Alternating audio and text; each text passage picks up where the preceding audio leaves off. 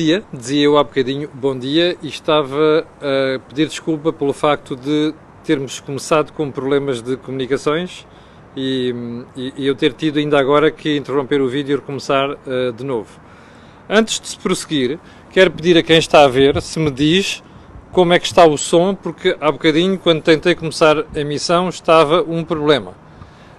Bom dia da terceira, Açores. Olha, gosto muito da ilha. Bom dia, meu caro José. Então, a Cor do Dinheiro, edição diária, do dia 15 de julho do ano da graça de 2020. Está preparado? Eu faço a pergunta porque a edição de hoje vai ser um bocado longa e vai ter aqui assuntos muito chatos e muito polémicos para tratar. Ok? Então vamos começar rapidamente pelo período de ordem do dia para fazer aqui um louvor à PSP, Polícia de Segurança Pública, e GNR. Olha, GNR porque, como já observou alguém da corporação, morreram 2 militares na semana passada no cumprimento do seu dever. Não vi a tradicional romaria que alguns políticos costumam fazer, a começar pelo nosso querido Presidente da República, quando acontecem tragédias. E eu acho que estes 2 profissionais mereciam uma palavra por parte das autoridades, nomeadamente por parte dos órgãos de soberania, nomeadamente do Sr. Presidente da República.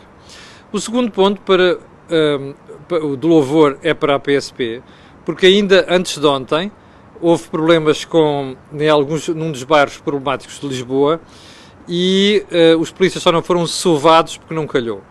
E, portanto, aquela cena tradicional de ter que dar tiros para o ar é o espelho daquilo que se passa hoje em dia em Portugal, do ponto de vista de segurança e da desproteção que nós vemos em alguns casos, os profissionais que zelam pela nossa segurança e que acabam por ter que aturar, acabam por ter que passar.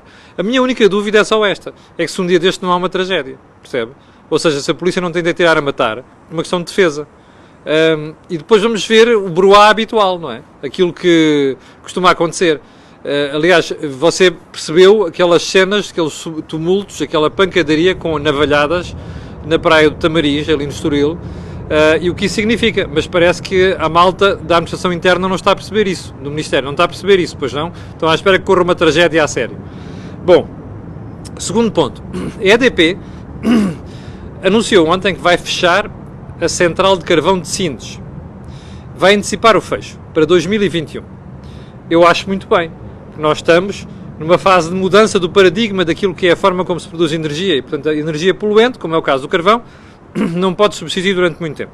O que eu achei curioso foi ontem o camarada João Matos Fernandes, no Parlamento, ter dito que, sim senhor, estamos interessados, estamos preocupados com isso, mas como é que ele disse, fecho de Sines é uma boa notícia, mas não é isenta de inquietações. Não estou a perceber, doutor João Matos Fernandes. O senhor é Ministro do Ambiente, passou os últimos anos a vomitar histórias contra o carvão. O senhor João Matos Fernandes, Ministro do Ambiente do governo anterior, pelos vistos este é diferente, né? Deste governo deve ser outra pessoa, ou então deve ser a reencarnação de João Matos Fernandes. O João Matos Fernandes passou a legislatura anterior a defender o fecho da central de Sines, a carvão. Agora diz que não é isenta de inquietações. Porquê é que não disse isto na altura? Eu vou-lhe dizer até o que é que ele diz. O anúncio é uma boa notícia, mas também nos suscita inquietações. A nossa decisão terá em conta a segurança do abastecimento e a rejeição, atenção a este termo, a rejeição de qualquer tipo de compensação à empresa, no caso da central ter de continuar a operar. Não estou a perceber. Tanto charivari à conta de fechar centrais a carvão, aliás, a EDP não vai fechar só em Portugal, vai fechar em Espanha também, e agora não está isento de inquietações, mas espera aí, pôs o carro à frente dos bois, é isso? Está admirado, não esteja para não. Isto é típico da classe política portuguesa. Bom, ponto seguinte, vamos lá seguir para bingo. O Tribunal recusou aquela providência cautelar da Iniciativa Liberal quanto à nomeação de Centeno para o Banco de Portugal. Não surpreende. Os tribunais não gostam de tomar decisões nesta matéria, declarou-se incompetente, mas aqui a questão é outra. Eu acho que a Iniciativa Liberal marcou aqui pontos importantes contra o PSD e contra o resto dos partidos. Isso é que é o mais importante aqui. E como sabe, eu não tenho partido, não estou aqui para defender este ou aquele. Ponto seguinte. Parece que houve uma senhora que sofria de Alzheimer e saiu do hospital de Cascais pelo seu próprio pé, repare, com Alzheimer, acabou morta a escassa distância do hospital. A pergunta que nós temos que fazer é esta: como é que é possível uma instituição dar ordem de soltura a uma senhora que tem Alzheimer e já tem uma certa idade, sem estar acompanhada? Percebe? Isto é, no mínimo, inquietante. Já não vou dizer chocante, é inquietante. E era bom que eu fui alertado para isto pelo meu amigo Luís Goldschmidt nas redes sociais. Era bom que o hospital mandasse investigar as condições, as circunstâncias em que isto sucedeu, porque não ficamos nada tranquilos, além de ficarmos inquietos e chocados com esta história. Ponto seguinte: a pancadaria que eu falava há bocadinho, da praia do Tamariz, no Estoril, já chegou lá fora. Houve vários meios de comunicação social lá fora que pegaram neste assunto. Se isto não é preocupante do ponto de vista de turismo, eu não sei o que é. Volto a perguntar: o Ministério da Administração Interna está a dormir? É que quem provocou aquelas brincadeiras na praia do Tamariz não era do Estoril. Não era do Tamariz.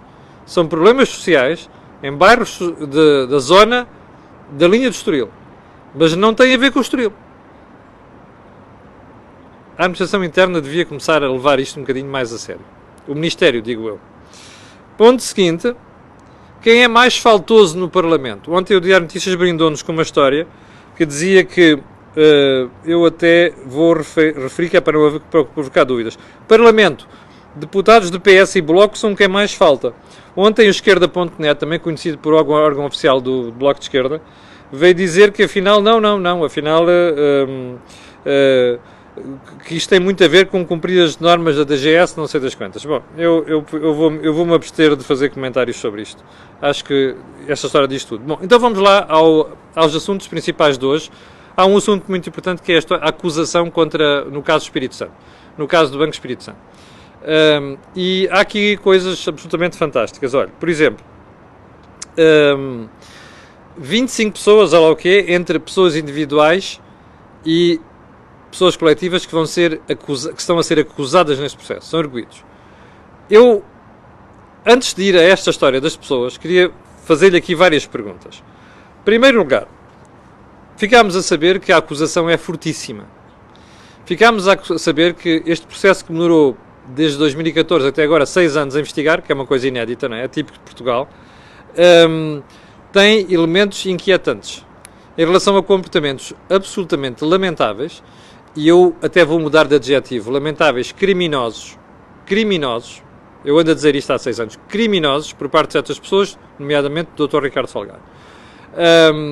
É preocupante o nível de detalhe que aparece nos documentos da Justiça, do Ministério Público, da investigação. Isto não é uma surpresa. Para nós que investigamos isto e que andamos atentos ao assunto, nomeadamente jornalistas, não é uma surpresa. E eu já lhe vou dar alguns detalhes que vão perceber isso. Mas eu gostava de começar esta história de hoje, com as capas dos jornais. Ok? Então, vou-lhe mostrar aqui a capa do Público, foi aquela que mais arrepios me causou. Saco azul. Ricardo Salgado vai responder por 65 crimes, diz o Público. E depois em baixo, em letras garrafais, diz assim: Saco azul checou a campanha de Cavaco e a Frasquilho. E a gente vai ver em baixo: caso BES/GES, Grupo Espírito Santo, Ministério Público acusou 18 pessoas e 7 empresas. Era o que eu lhe dizia há bocadinho. Pessoas individuais, pessoas coletivas. No processo com relatos de associação criminosa, burla qualificada e corrupção ativa. Bem, não estou a perceber. O mais importante da história do Banco Espírito Santo e do Grupo Espírito Santo é o saco azul do Dr. Ricardo Salgado. Chegou à campanha de Cavaco e a Frasquilho? Isto é o mais importante? Bom, sabe porque é que eu lhe digo isto? Olha, porque o mais importante não é isto. E sim, isto é uma lição de jornalismo. Sabe porquê? Olha aqui. Isto é o Público lá dentro. O Grupo Espírito Santo estava falido 5 anos antes do seu colapso. Pá, eu não consigo perceber estas coisas. Critérios jornalísticos, palavra de ordem. Você sabe que eu não tenho paciência nenhuma para o Cavaco. Sabe que eu odeio até algumas coisas que o Cavaco andou a fazer e que fez. Não tenho paciência nenhuma para ele. é uma das pessoas que eu critico aqui sistematicamente, critiquei sempre no Jornal de Negócios há muitos anos. Portanto, eu sou insuspeito de amores pelo Cavaco. Mas a mim faz-me impressão. Um jornal tem tanto por onde pegar, percebe? Nomeadamente, este é que é a notícia, ao pessoal, do público. Isto é que é a notícia. Porque é verdade ainda para mais. Grupo Espírito Santo estava falido 5 anos antes do colapso. Epá, e o que se vai buscar é o saco azul chegou à campanha de Cavaco e a Frasquilho. Já agora, não querem dizer que o saco azul do BES chegou à campanha de outros partidos políticos também? Não querem dizer? É que a gente sabe que o Grupo Espírito Santo, / Espírito Santo, contribuía para a campanha de todos os partidos. Já agora, o Dr. Ricardo Salgado, pessoalmente, empenhava-se em fazer chegar fundos à própria Fundação Mário Soares. Pá, mas o que é que esta história tem a ver? O que é que isto é o ponto mais importante desta história do BES? Bom, critérios jornalísticos, percebe? Isto é uma coisa de arrepiar, percebe? Porque mostra que às vezes a malta procura, das duas uma, ou tinham que se diferenciar dos outros, pá, e não foram buscar o melhor critério. Ou então, isto são campanhas, têm uma intenção, eu não sei qual dela é verdadeira. Eu espero que não seja a segunda, mas a verdade é que se põe a jeito com este tipo de situações, não é? Porque isto não é o assunto. O assunto é o Grupo Espírito Santo estava falido desde 2009. Bom, e de onde é que isto se retira? Duas coisas. Primeiro, da acusação que o Ministério Público faz, a que vários órgãos de comunicação tiveram acesso, que eu já expliquei aqui, mas não só. Quem investigou esta marmelada desde 2014, ou melhor, desde antes, e eu já acompanho o Grupo Espírito Santo desde os anos 90 e tive desaguisados com o Ricardo Salgado, precisamente sobre negócios em que o grupo estava envolvido, com ameaças de processos, com a minha saída de uma publicação, na altura, relacionada com coisas que envolviam negócios do Grupo Espírito Santo, influências e por aí adiante, eu tenho alguma autoridade para falar sobre isto. E há uma coisa que lhe vou dizer, já agora por andarmos aqui a falar sobre estes pontos todos que eu aqui coloquei, que é o seguinte: o grupo estava falido desde 2009? Estava. Olhando para as contas, e agora em retrospectiva, coisas que nós suspeitávamos na altura, em retrospectiva, olhando para uma série de factos, percebe-se isso, mais os factos aduzidos pelo Ministério Público. Bem, uma das coisas que lhe quero contar é o seguinte: em 2009, quando foi da crise financeira, como você sabe, quando a Troika chegou aí, disse assim: meus senhores, estão aqui 12 mil milhões de euros dos 78 mil milhões de euros que nós vamos entregar a Portugal para ajuda, para os bancos. Os banqueiros mandaram-se ao ar, que não sei quê, não precisavam, diabo 4. Lembra-se disto? Lembra-se quem foi um dos principais protagonistas desta história? Vá lá. Ricardo Espírito Santo Salgado. Bom, e porquê? Porque o Dr. Ricardo Salgado já sabia que se a Troika viesse e aceitassem dinheiro, iam escrutinar as contas do banco. E a dependência, as relações entre o banco e o Grupo Espírito Santo. E, portanto, não tinha interesse nenhum o Dr. Ricardo Salgado e toda a malta que geria com ele que aquilo viesse a suceder. Por isso é que o Grupo Espírito Santo e o Banco Espírito Santo recusaram a ajuda da Troika. A resposta está aqui. O grupo estava falido. Como está na acusação do Ministério Público, aquelas teias que se estabeleceram entre empresas do Grupo Espírito Santo, que precisavam de ser salvas, com emissões de obrigações sobre os balcões do BES, cujo dinheiro reverteu para aquelas empresas, isto que se passou no BES foi um saque, percebe? Foi, nas barbas das autoridades, crimes de gestão. Em alguns casos até se pode dizer que mesmo que houve gestão danosa. Ora bem, é isto que está a história. É esta a história. A história não é se o saco azul financiou a campanha do Cavaco. Financiou a campanha de toda a gente, percebe? Bom, ponto seguinte. Os envolvidos. Você, quando conhecer depois a acusação, vai perceber. Está lá uma série de gente. Alguns deles, a maior parte deles, que faziam parte da corte do Sr. Pessoa Cavaco, estava aqui a ver um comentário da corte do Dr. Ricardo Salgado.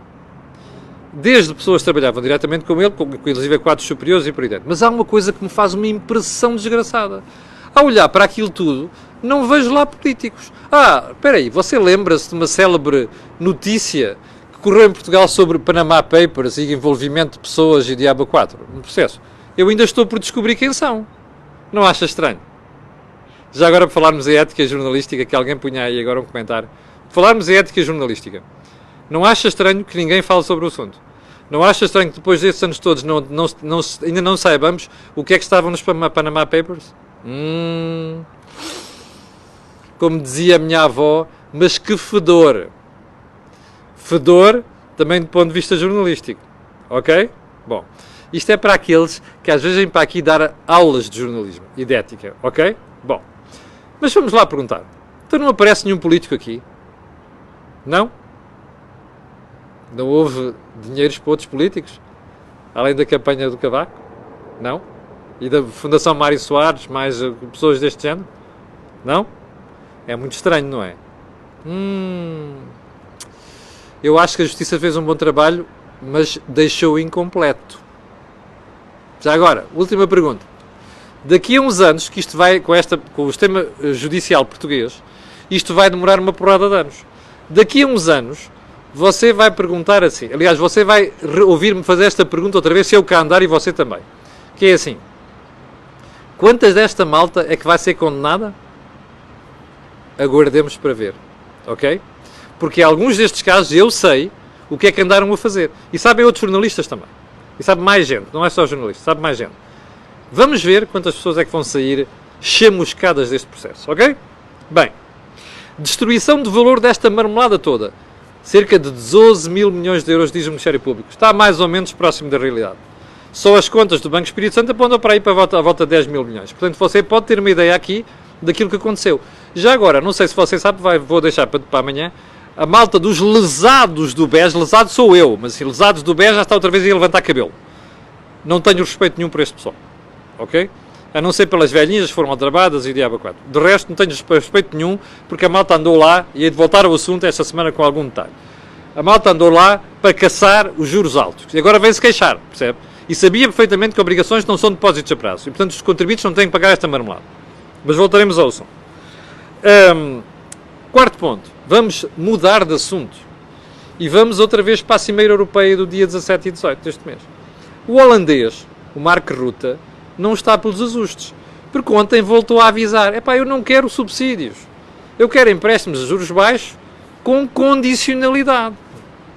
Eu acho que ele não vai ganhar esta batalha neste sentido. Que vão ser só empréstimos a juros baixos. Acho que a União Europeia vai acabar por decidir, o Conselho Europeu vai acabar por decidir, muito pelo trabalho da Sra. Merkel, vai acabar por decidir que vai mesmo haver fundo de recuperação com uma parte de subsídios ou subvenções, outra parte com juros baixos.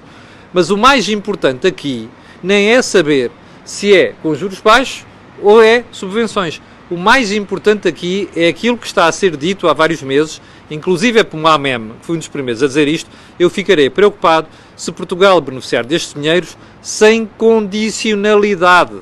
Que é, vocês vão fazer isto e aquilo. Não é, vão fazer o que quiserem. Porque senão aí o dinheiro vai a rodos para os amigos. E há cada vez mais exemplos. Então, nesta história das emergências com as pandemias, há para aí cada exemplo já de dúvida, que é para não dizer outra coisa sobre a aplicação de dinheiros públicos. Portanto, isto é que é o mais importante. Bem, ontem o Sr. Rutte veio dizer que tem muitas dúvidas que haja um acordo na Cimeira. Eu não tenho. Eu acho que na Cimeira vai haver um acordo, porque acho que muitos países estão a esticar a corda, que é para depois tentarem puxar a brasa à sua sardinha. Mas vai haver um acordo, e eu acho que vai haver um acordo novamente, porque nós temos uma senhora chamada Senhora Europa, que dá pelo nome de Angela Merkel, e que nos anda a safar o rabinho há vários anos, percebe? Sobretudo aos 3 da vida airada. Não é isso. É Portugal, Espanha, Itália... não, os 4 da vida airada, ainda falta a Grécia. Esta senhora anda a safar o rabinho destes 4 países há 4 anos. E agora que a Itália está falida, a Espanha vai a caminho disso, Portugal está falido e a Grécia está falida, sim, estão os 3 falidos, a Espanha não está, estão os 3 falidos, percebe? É que se vê a importância da senhora. E é esta senhora que vai salvar a Cimeira dia 17 e 18. Oxalá eu não me engano. Bom, ponto seguinte. António Costa diz que não quer misturar a questão do Estado de Direito na Hungria com o Fundo de Recuperação. Já percebeu? É a continuação da história de ontem. O querido camarada Primeiro-Ministro anda por aí a cirandar pela Europa com um chapéu à frente e a mãozinha atrás, armado em pedinte. Mas pedinte armado em fidalgo cheio de dinheiro, que não tem dinheiro nenhum. Ontem foi a vez de ir à Hungria falar com o senhor chamado Viktor Orbán. Sabe que é o senhor Viktor Orbán? É uma espécie de André Ventura da Hungria. Há uma coisa que eu não percebo. Aliás, há 2 coisas que não percebo. Então o Primeiro-Ministro diz assim: não vamos discutir esta história do Estado de Direito na Hungria, para não misturar isto com a história do Fundo de Recuperação.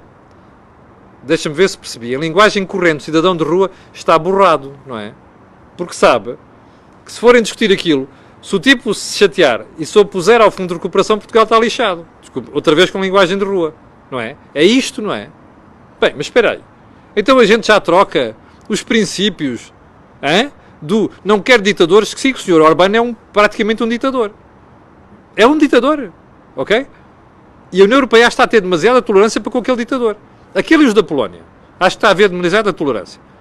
Epá, é estranho ser eu a defender isto. Deviam ter aqui os gajos do Bloco, não é? E do BCP agora a dizer estas coisas. Não, mas estão caladinhos. Vê o Sr. Costa a fazer esta figura e dizer assim: pá, eu não quero misturar isto porque o assunto da discussão da Cimeira não é este. Mas espera aí, o Partido Socialista sempre se opôs àquilo que o Sr. Orbán está a fazer na Hungria.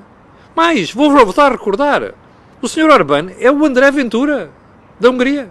Então agora já negocia com o André Ventura da Hungria. Isto é uma hipocrisia monumental, meus amigos. Desculpem lá. É lamentável ver o Partido Socialista e o seu líder a fazerem esta figura. E é lamentável ver os gajos de direita, não é? Criticar, como eu, criticarem isto. Sim, porque o Sr. Orbán tem tiques de ditador.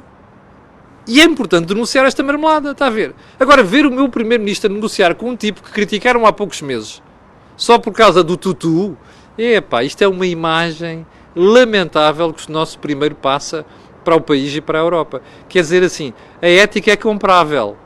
É isto, não é? É isto que estamos a querer dizer? Que vergonha, meu Deus.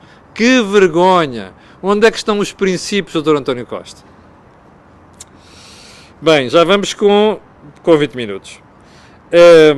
Vamos deixar os sonhos molhados do Dr. António Costa com a extrema-esquerda, ok? Para amanhã, porque senão vamos exagerar nisto. Sim, vamos deixar isto para amanhã, senão depois já passamos 20. Temos que reduzir isto para os 20 minutos, já acabou o confinamento. Bom, eu quero agradecer a sua paciência. Quero pedir-lhe para ir ver o Think Tank de ontem. Foi muito interessante, até porque algumas destas questões foram debatidas no Think Tank. E para o final quero pedir às 6.500 pessoas que estão em direto, aquilo que peço sempre, aquelas que vão ver também, que é colocarem um gosto e fazerem partilha nas redes sociais, porque aquilo que vocês ouvem aqui não ouvem em mais sítio nenhum. Deixe-me só alertar para mais uma coisa, que hoje não vai haver 2 conteúdos, como já percebeu, a Cor do Dinheiro começa a ter quase 2 conteúdos por dia todos os dias. Amanhã vamos ter o Dr. Vítor Bento nos Mel Talks, em conversa comigo e com o Jorge Marrão.